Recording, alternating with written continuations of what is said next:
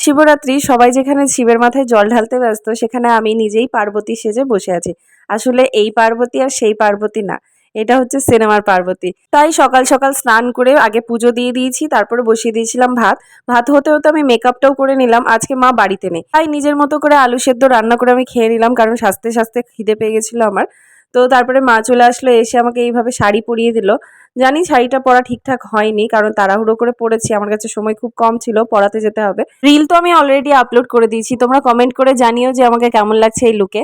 আর আমি এইদিকে রিল করছি আর আমার মা লুকিয়ে লুকিয়ে আমার এই ভিডিওটা করেছে। যখন দেখলাম মা এইভাবে আমার ভিডিও করছে, তখন বললাম তাহলে আরো কয়েকটা ভিডিও করে দাও। আজ হঠাৎ করে এইরকম করে লাল পাড় শাড়ি পরে নিজেকেই কেমন যেন গিন্নি গিন্নি ফিল হচ্ছিল। তো গত দুদিন ধরে আমার মনটা একটু খারাপ ছিল, একটু টেনশনে ছিলাম, তাই ভাবলাম আজ সকালে উঠে যে অত টেনশন করে লাভ নাই বাবা, নিজেকে খুশি রাখার দায়িত্ব নিজেরই। আর সাজুগুজু করলে এমনিতেই আমার মন ভালো হয়ে যায়, তাই আর যেটা করলে তোমার মন ভালো হবে সেটাই করা উচিত।